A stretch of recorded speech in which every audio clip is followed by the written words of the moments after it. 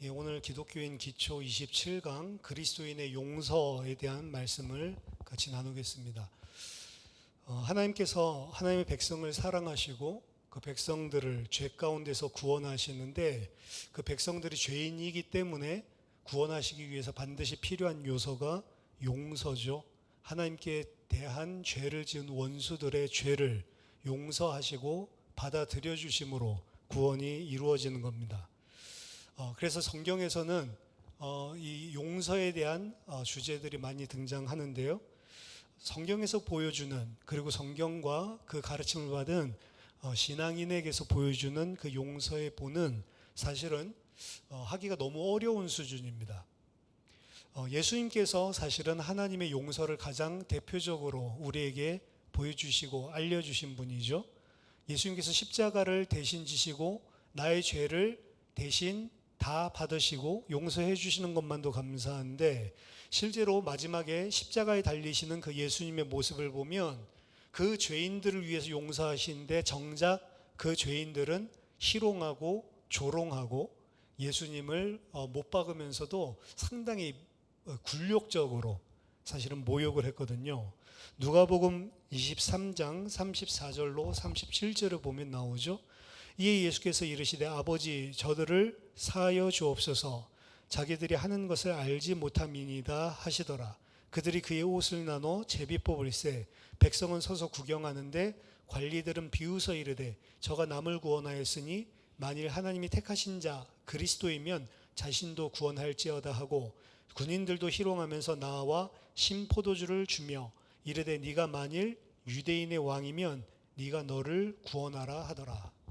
예수님께서는 죽으시는 그 순간들까지 저들의 죄를 용서해 주십시오 라고 간구하고, 그들의 죄의 용서를 위해서 사실은 자기를 속죄 제물로 바치고 있는데, 정작 그 자리에 그 죄인들은 예수님을 희롱하고 모욕하고 있는 거죠. 그럼에도 불구하고 주님은 끝까지 저들의 죄를 저들에게 돌리지 마십시오, 저들은 알지 못하고 지금 죄를 짓고 있는 겁니다. 그럼 그들의 죄를 어떻게 하라고요? 대신 나에게 물으십시오 이거죠. 예수님만 그런 것이 아니고 초대교회 최초의 순교자 스데반이 죽는 모습에도 동일한 모습이 드러납니다. 사도행전 7장 59절 60절 보면 그들이 돌로 스데반을 치니 스데반이 부르짖어 이르되 주 예수여 내 영혼을 받으시옵소서 하고 무릎을 꿇고 크게 불러 이르되 주여 이 죄를 그들에게 돌리지 마옵소서, 이 말을 하고 자니라. 스데반도 어떻게 보면 예수 그리스도를 따르는 제자로 어떻게 보면은 진리를 증거하다가 돌에 맞아 죽는데, 자기 자신을 돌을 들어 치고 있는 그 사람들을 쳐다보고 그들의 죄를 그들에게 돌리지 말아달라라고 용서하며 죽는 모습을 예수님과 동일하게 보여줍니다. 그리고 성경에 나온 스데반 말고도 폴리카비라고 하는 초대교회의 순교자죠. 속사도인데요. 이 폴리카비 죽을 때에도 자기를 향해서 그리스도께서 죄를 용서한 자들을 내가 정죄할 수 없다라고 이야기를 했습니다. 그들의 죄도 그리스도께서 그들을 사하기 위해서 지셨는데, 그러한 자들의 죄를 내가 어떻게 정죄할 수 있겠냐라고 이야기하면서 저들을 사랑하게 해달라고 부르짖으면서 순교를 하는 장면을 보여줍니다.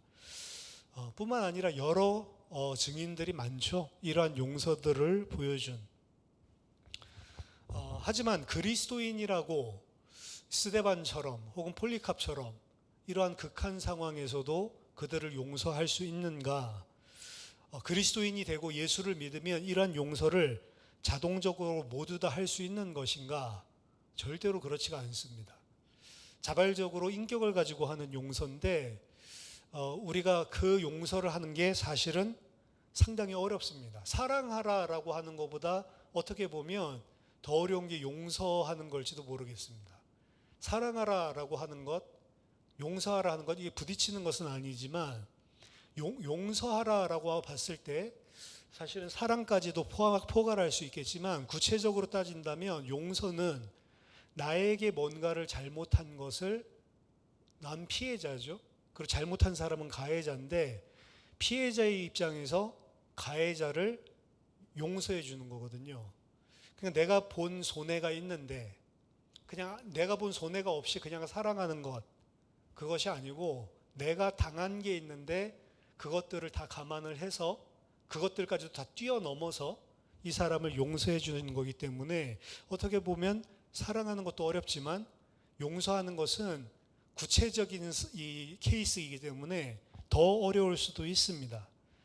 항상 가해자와 피해자 사이에 존재할 때, 피해자가 존재할 때 일어날 수 있는 게 용서기 때문에 그렇습니다.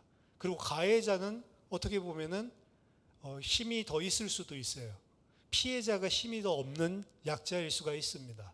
가해자는 그 나에게 준 손해를 통해서 더 많은 것을 가지고 있을 수도 있거든요. 근데 나는 피해를 당하고 더 약해진 상황에서 그것도 가해자를 용서해 줘야 된다라고 하는 것이기 때문에 상당히 힘든 것입니다. 근데 교회에서는 이 용서하라고 이야기를 하거든요. 성경의 가르침이 그렇습니다. 원수까지도 사랑하고 용서를 하라고 이야기를 하는데, 그러니까 이제 어떤 사람이 교회 안에서 어떤 사람에게 피해를 당하고 그 피해를 당한 걸 용서하지 못할 때 이 용서하지 못하는 사람이 성도기 때문에 그래도 그리스도인이니까 용서해야 됩니다 라고 어떻게 보면 이야기를 할 수가 있겠죠. 근데 이 피해를 입은 사람 입장에서는 그걸 갖다가 다 품어주고 용서해라 라고 말하는 것도 또 피해가 될 수가 있어요. 2차적인 상처죠. 왜 내가 용서를 해야 되는데, 사실은 그 용서할 수 있는 마음이 막 솟구쳐 올라오지 않는데 용서하라고 했으니까 당신이 그냥 용서해라, 이런 식으로 종용하는 것은 2차 피해를 가져다 주는 거죠. 그래서 교회 안에서도 마찬가지입니다. 분명한 성경의 가르침 용서하라이지만 용서하지 못하는 사람을 보고 용서하라고 종용할 수는 없는 거예요. 그건 본인이 알아서 하나님 앞에서 해결해야 되는 거지, 만약에 그거를 강요하고 마치 그 용서 안 하는 거를 또 죄 짓는 것처럼 짓누른다면 그거는 피해자를 더 피해 있게, 더 상처 있게 만드는 행위인지도 모릅니다. 그래서 조심해야 되는 거죠. 맞는 권고라도. 하지만 그렇다고 해서 용서를 하지 말아야 되는가? 성경에서는 반드시 용서해야 된다라고 이야기를 하고 있거든요. 본인이 하나님 앞에서 무릎 꿇고 하나님이 주시는 마음을 따라서 결단하고 넘어서야 될 문제인 것입니다. 성경은 말세 때의 사람들의 악한 모습들, 죄인의 모습들을 설명을 하는데, 그때 중에 그 특징 중에 하나가 디모데후서 3장 3절에 보면 무정하며 원통함을 풀지 않는데요. 이게 말세 때에 종말을 살아가는 죄인들, 세상 사람들의 모습의 특징이거든요. 화를 내는데 원통해 하는데 원통함을 풀지 않는다. 디모데후서 3장 3절뿐만이 아니고 에베소서 4장 26절에서는 분을 낼 수는 있지만 분을 내도 죄를 짓지는 마라. 그리고 분을 내더라도 해가 지도록 그 분을 품고 있지 말라라고 이야기를 합니다. 어떻게 보면 그 분을 품고 원한을 품고 피해의식을 품고 용서하지 못하고 있는 사람이 사실은 괴롭거든요. 자기 자신을 위해서도 사실은 용서하는 마음을 품는 게 훨씬 이득인데, 근데 이게 잘 안 되잖아요. 근데 성경에서는 분을 품을 수는 있지만 그것을 해가 지도록까지 품고 있지 마라. 자기 전에 내려놔라 라고 이야기를 합니다. 죄인, 말세 때에 만난 죄인의 모습은 원통함을 풀지 않지만 그리스도인 너희는 분을 품어도 해가 지기 전에 풀어라 라고 이야기를 하는 거죠. 그러면 오늘 본문도 이 용서에 관한 부분인데 기가 막힌 이야기를 하시죠. 베드로가 주여 형제가 내게 죄를 범하면 몇 번이나 용서하여 주리이까? 7번까지 하오리까? 예수께서 이르시되 내게 이르노니 7번뿐 아니라 7번을 70번까지도 할지니라. 490번 하라는 소리가 아니죠. 490번이라 할지라도 해야 된다. 7과 10 완전수를 이용해서 이야기를 하고 있는데, 그러면 몇 번이든 간에 무제한 용서해야 된다라고 이야기를 하는 거죠. 그러면 기독교인이면 다 용서를 해야 된다는 기준인가?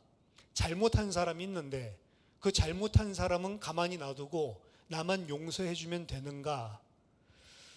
이 용서를 하기 위해서 오늘 본문은 21절부터 읽었지만 그 전의 본문들을 읽어봐야 됩니다. 사실은 용서를 하기 위해서는 그냥 용서해 주는 것이 아니고 그 앞에 선행 조건들을 분명히 이야기하고 있습니다.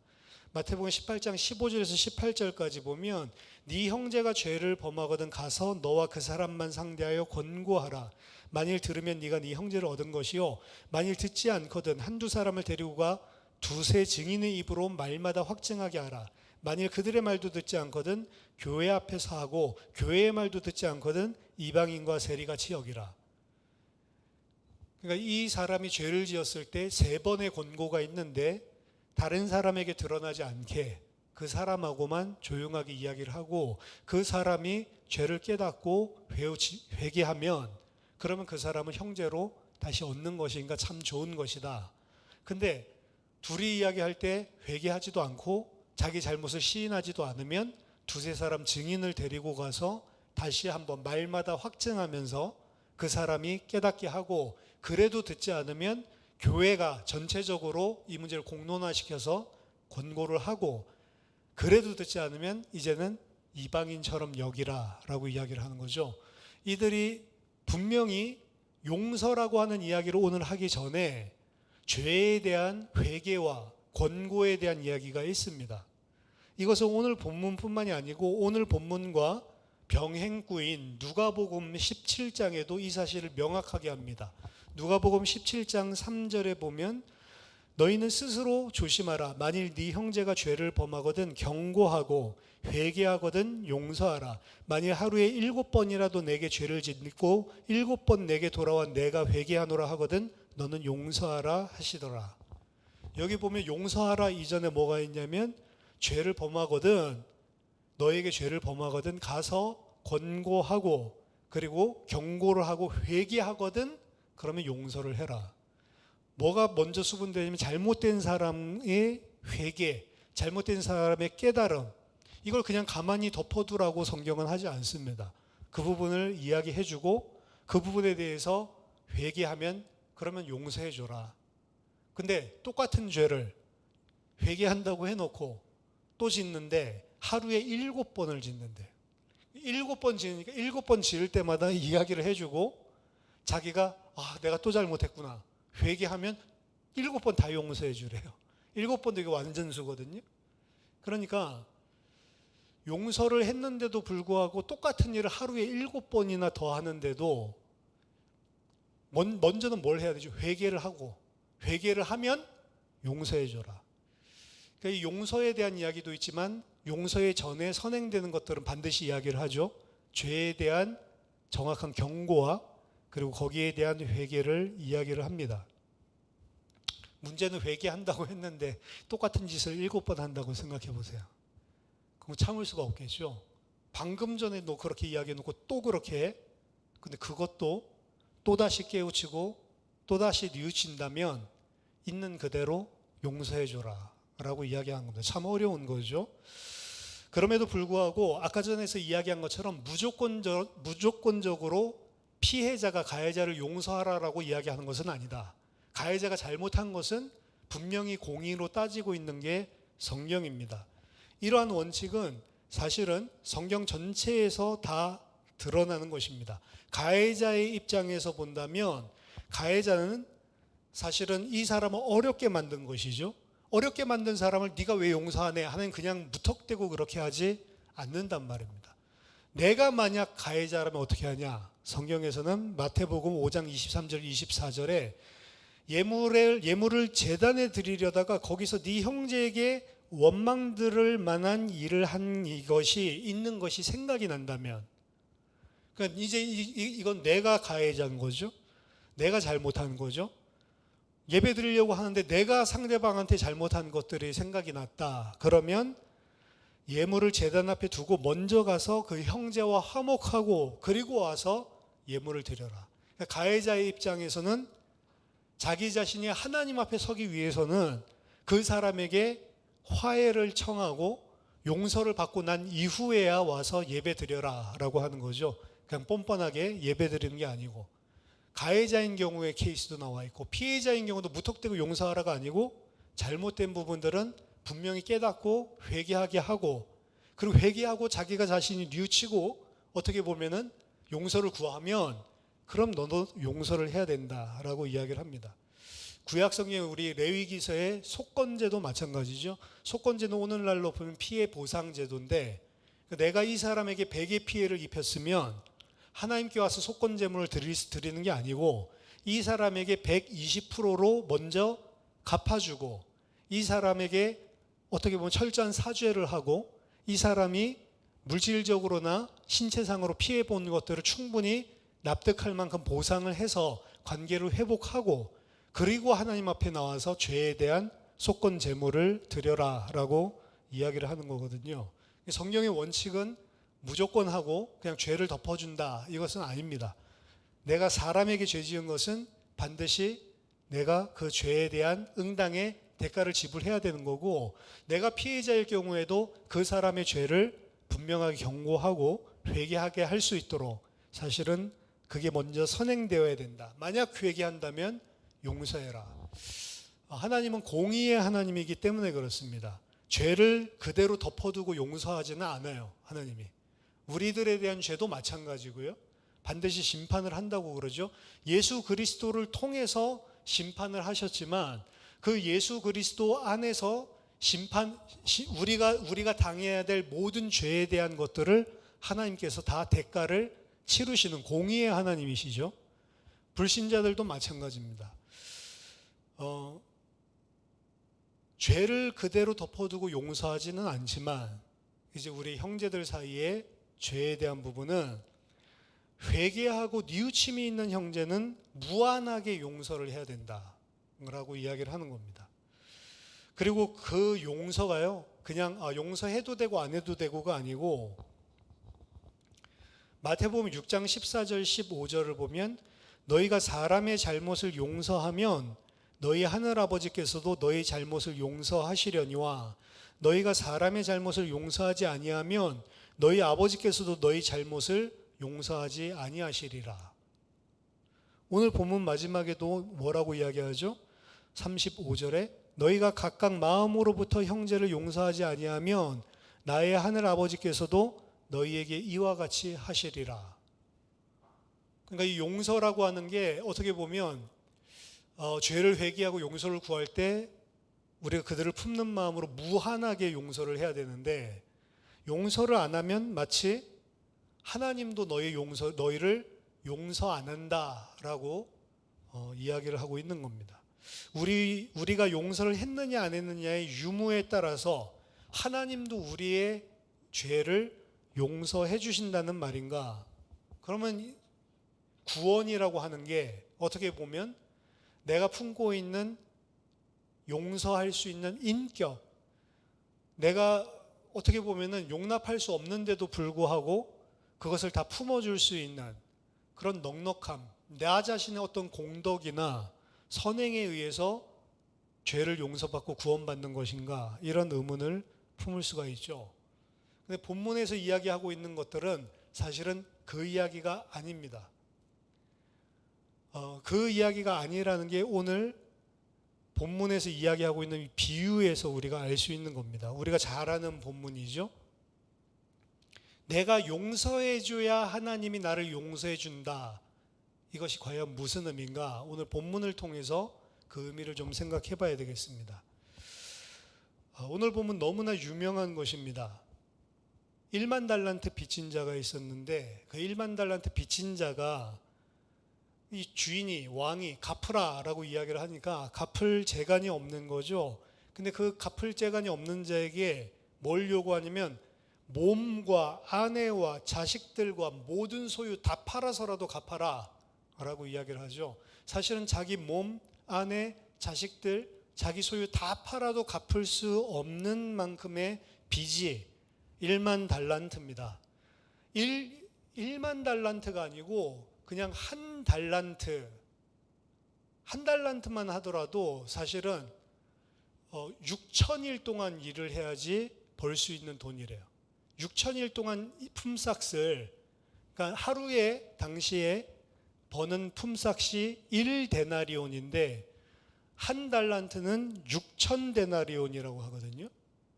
그럼 365일이 1년이니까 계산을 해보면 16년 동안 쓰지도 않고 매일같이 365일 일해서 벌어야만 1달란트를 할 수 있는 거예요. 근데 이 사람은 1달란트가 아니고 1만 달란트. 그러니까 천문학적인 액수죠. 1만 달란트 빚진 것을 사실은 자기 소유를 다 판다고 해서 해결할 수 있는 게 아니란 말이죠.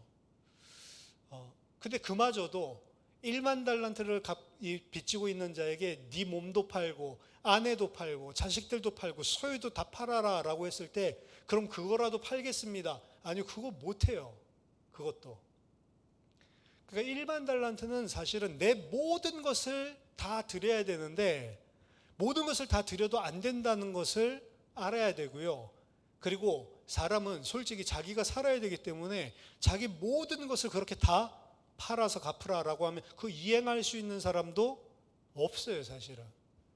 그러니까 결국에 이 사람이 한 것은 용서해 달라고 하는 거죠. 여기 보면 내가 다 갚을 테니까 용서해 주십시오 하는데 다 갚을 수 있습니까?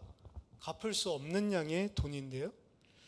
근데 그 사람이 그렇게 하는 것들을 쳐다보고 주인이 불쌍히 여겨서 빚을 탕감해 주고 그리고 그를 놓아줍니다.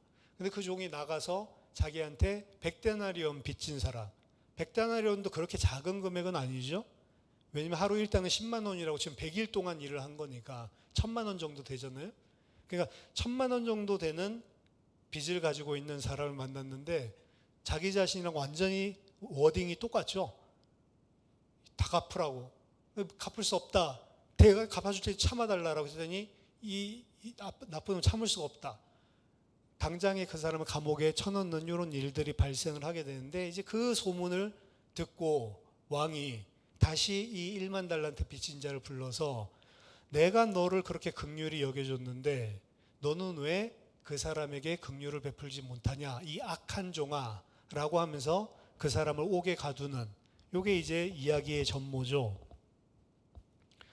여기에서 이야기하고 있는 만 달란트라고 하는 것은 천문학적인 액수고요. 100데나리온이라고 하는 것은 많기는 많지만 1만 달란트에 비한다면 비교가 되지 않는, 그리고 어떻게 보면은 1년 열심히 일하면 갚을 수 있는 정도의 돈이죠. 실제적인 수학적인 계산 비율로 따진다면 1만 달란트는 6천만 데나리온이고요.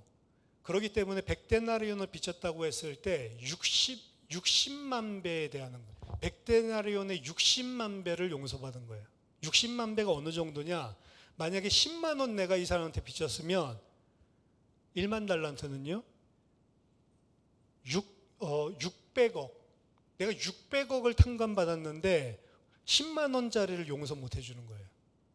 오늘 내가 600억 빚을 탕감받았는데 그날에 나에게 빚진 사람 10만 원짜리를 쳐다보고 감옥에 쳐넣은 거란 말이에요. 여러분 같으면 그렇게 하겠어요? 세상적으로 따져봐도 말이 안 되는 거죠. 내 빚이 600억이나 있었는데 600억을 탕감받았는데 오늘 기분 좋다. 세상 사람들 같으면 파티를 할 건데 10만 원? 요 사람을 갖다가 참지 못하고 감옥에 넣은 것이란 겁니다. 그래서 이 동료를 용서하지 않은 이 악한 종은요, 사실은 600억이라고 하는 지금으로 치면은 1만 달란트라고 하는 엄청난 천문학적인 액수를 탕감받았지만 이 사람은 자기 자신의 위기, 자기 자신이 가지고 있던 문제 해결된 사실로 이것을 받아들인 거지 왕이 베풀어 주시는 긍휼함과 왕에게 내가 용서를 받았다라고 하는 생각은 전혀 없는 거예요. 어떻게 잘 위기를 모면했다. 이 정도죠. 말하자면 왕은 용서를 해줬고 왕은 긍휼을 베풀어 줬지만 이 사람은 긍휼을 받은 적도 없고 그 은혜를 받은 적도 없다는 겁니다. 육신적으로 그냥 따지는 거죠. 나의 유익 분리. 불신자들이 가지고 있는, 죄인들이 가지고 있는 가장 중요한 특징인데 그 사람은 그래서 어찌 보면 자기의 위기를, 문제를 모면한 사실 때문에 기뻐했을 뿐이지 왕의 용서를 받은 적이 없는 사람입니다. 용서를 받은 적이 없기 때문에 자기 자신도 용서를 베풀 수가 없는 거예요. 성경에서 용서하라고 할 때 왜 용서를 해야 되냐? 나는 예수 그리스도로 말미암아 하나님으로부터 상상조차 할 수 없는 용서와 긍휼을 받은 자이기 때문에 너도 그와 같이 용서를 하라는 겁니다. 용서하는 마음의 기초, 토대는 하나님의 은혜를 내가 경험했기 때문에 그 은혜가 나에게서 흘러나가야 된다는 거예요. 은혜로 인해서 우리는 구원을 받았고 우리는 은혜에 의해서 살고 있습니다. 우리가 용서받은 것 또한 하나님의 은혜입니다.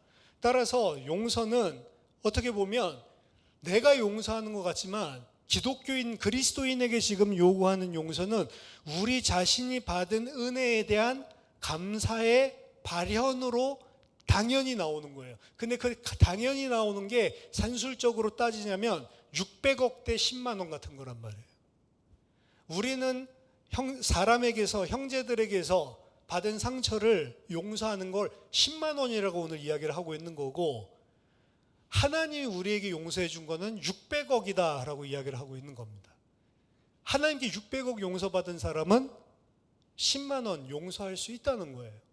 근데 우리한테는 10만 원도 커 보이거든요. 그럼 10만 원이 커 보이는 이유는 뭐냐?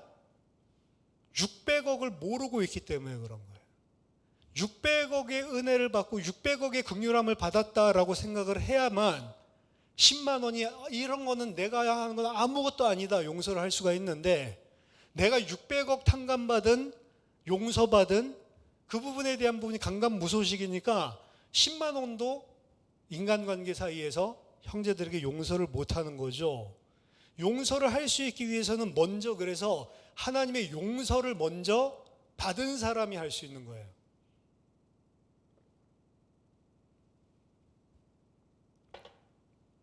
하나님이 나 자신을 용납해 주신 은혜를 깊이 깨달은 사람, 깨달은 만큼 비로소 형제의 잘못도 용서할 수 있는 거죠.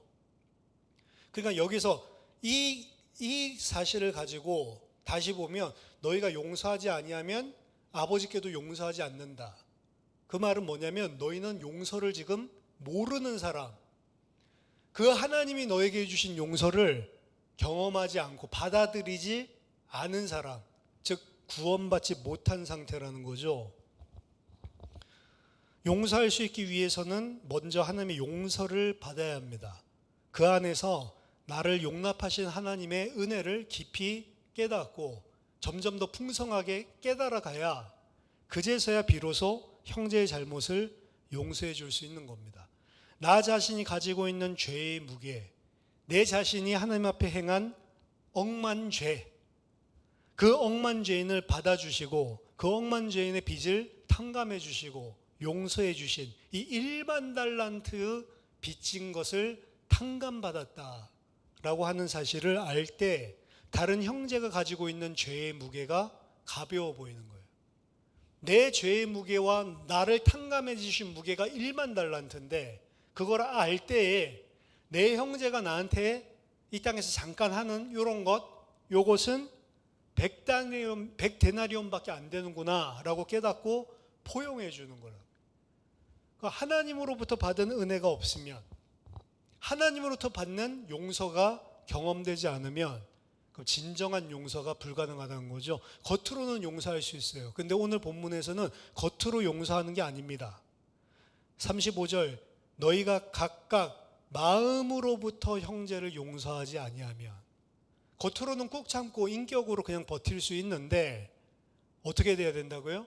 마음으로부터 그 형제를 용서하지 않는다면 하늘아버지께서도 너희에게 이와 같이 하시리라.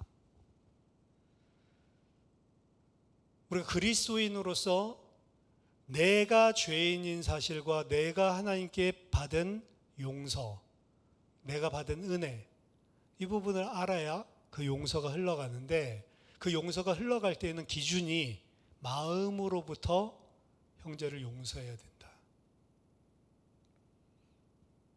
어려운 이야기지만 하나님의 은혜를 받은 자들은 그런 삶을 예수님뿐만이 아니고 살더란 말이죠. 스데반도 그렇고 폴리갑도 그렇고. 또 우리나라의 손양원 목사님도 그렇죠. 아들들을 죽인 무장공비를 아예 양아들로 삼아서 그분 목사님까지 되셨죠. 그러니까 이러한 말도 안 되는 용서와 사랑. 근데 그 용서와 사랑이 어디서부터 나오냐? 그리스도로부터 받은 용서와 사랑으로부터 발현되고 흘러나오는 것이다. 더 나아가서 용서를 하지 못하고 살면요, 사실은 내 자신이 괴롭습니다. 왜냐하면 용서를 하지 못한다는 것은 내가 피해를 입은 상처를 그대로 가지고 있는 것이고, 그 상처로부터 내가 자유롭지 않은 거예요. 그 상처에 의해서 나는 반응을 하는 사람이 되고, 그 상처에 의해서 내가 행동을 하게 됩니다. 그 사람을 대할 때만이 아니고 그게 나에게 상처가 있기 때문에 그러한 상황이나 그런 것들이 왔을 때 자유롭게 사실은 행동을 하지 않고 그 받은 상처에 의거해서 행동이 나온다고요. 즉, 한순간 받은 상처인 것 같지만 그 가해자는 영원히 나에게 가해자로 나를 컨트롤하고 있는 거예요. 그 상처를 통해서. 도리어 그것을 용서라는 것들을 통해 내가 뛰어넘을 때에 진정한 그 상처로부터 자유가 생기는 거고요. 내 자신이 아닌 다른 상처로부터 나를 컨트롤하고 있는 어떻게 보면 족쇄에서 풀려 나오는 것이라는 거죠. 내 자신이 용서하지 못하면 내 자신이 받은 상처에 의해서 붙잡혀지고 휘둘려진다. 그렇기 때문에 사실상 참 자유가 없는 것이고 궁극적으로는 나에게 해로운 것이라는 거죠. 그래서 어떤 의미에서 용서는 남을 위한 것이기도 하지만 남을 위한 것보다는 더 중요한 것은 나 자신의 참된 자유와 해방을 가져다 준다는 것입니다. 그래서 용서가 우리에게 이로운데 용서하기가 어렵잖아요. 용서하기가 어려운데 용서를 하기 위해서는 용서도 일상생활들 속에서 작은 것부터 훈련을 해야지만 나중에 큰 것도 용서를 할 수 있다라고 이야기를 합니다. 나날이 생기는 일들이 있죠. 각 주간에 생기는 작은 일들을 용서해주고, 그 용서할 때 여러분들의 기준은 항상 그리스도인으로서 용서를 해주고요, 하나님께 내가 받은 사랑, 그것을 근거로 용서를 해주는 거고, 그리고 그 용서를 할 때에 내가 누리는, 어떻게 보면 그 상처에 의해서 휘둘리지 않고 그것을 정복하고 자유하고 있는 나를, 오히려 해방된 나를 발견할 때 조금씩 용서의 열매도 자라나게 되는 거죠. 그리스도인들에게 그리스도께서 하신 용서와 같은 용서를 사실은 하나님은 요구하십니다. 우리는 이 땅에 사는 동안 그렇게 용서할 수 있는 사람은 없어요. 그렇지만 하나님은 그게 하나님 백성의 거룩이고 그게 기준이다라고 하는 것을 우리에게 이야기를 하고, 그 용서를 할 수 있을 만큼 하나님께서 베푸신 용서를 깨닫고 그 용서를 먼저 받으라. 용서의 가장 선행 조건은 그래서요, 내가 용서받은 죄인이라는 사실들을 많이 깨닫고 깊이 누리는 것이고, 이제 그것을 정말로 받았다라고 한다면 다른 사람이 나에게 피해를 입히거나 죄를 지은 것들, 이러한 부분들도 어떻게 보면 백데나리온이라는 심정으로 본다는 거죠. 물론 그 사람이 잘못을 뉘우치고 그 잘못을 회개하고 그 사람이 바로 살고자 했을 때, 그럴 때는 무제한적으로 그 사람을 용납해줘라. 어려운 이야기입니다. 사실은 굉장히 어려운 이야기예요. 사랑, 인내, 용서, 이게 각각 사실은 다 맞물려 돌아가거든요. 사랑, 인내, 용서. 어려운 것이긴 하지만 기독교인들의 인격, 기독교인의 거룩함, 우리의 구원을 완성시키는 데 있어서 굉장히 중요한 그 삶의 열매들입니다. 저와 여러분들이 사실은 내가 어떤 일을 했을 때, 어떤 잘못을 했을 때 엄청 미안해하고 엄청 내가 잘못했다는 사실을 알고 용서를 구하고 나도 진짜 미안해하고 다시는 안 해야 되겠다라고 생각을 하고 있는데 상대방은 전혀 안 받아줘요. 이러면 사실 되게 힘들 거잖아요. 나를 용서하는 것은 어떻게 보면 상당히 인간이 쉽거든요. 어떤 일을 했을 때 뭐 그럴 수도 있지, 내가 했을 때는. 다른 사람이 그렇게 하면 못 넘기고 이러거든요. 나에 대해서, 그리고 상대방에 대해서, 그리고 그리스도 안에서 여러 가지를 위로 아래로 그리고 좌우로 생각을 하면서 사실은 우리가 용서하는 사람, 너그러운 사람, 어떻게 보면 저 사람만큼은 나를 용서해주고 받아줄 것 같은 사람, 그런 용서하는 그리스도인들이 다 되시기를 예수 그리스도 이름으로 축원합니다. 기도하겠습니다. 하나님 아버지, 은혜를 감사드립니다. 우리가 이 땅에 살면서 억만 죄인으로 1만 달란트 탕감받은 자인데도 불구하고 우리는 삶들 속에서 100데나리온 빚진 자들을 용서하지 못하는 그런 어리석은 모습으로, 그런 악인의 모습으로 살아갈 때가 얼마나 많은지 모릅니다. 하나님, 저희에게 은혜를 베풀어 주셔서 하나님 아버지께서 우리를 사랑하신 그 사랑과 용서와 은혜가 무엇인지를 깊이 알게 하시고 그 용서를 흘려내보낼 수 있는 그런 하나님의 백성 되게 하여 주시옵소서. 많은 자들을 하나님 안으로, 그리스도 안으로 품어줄 수 있는 그런 믿음의 인격, 용서할 수 있는 인격을 지닐 수 있도록, 실력을 가질 수 있도록 주님 은혜를 베풀어 주시옵소서. 예수 그리스도 이름으로 기도하옵나이다.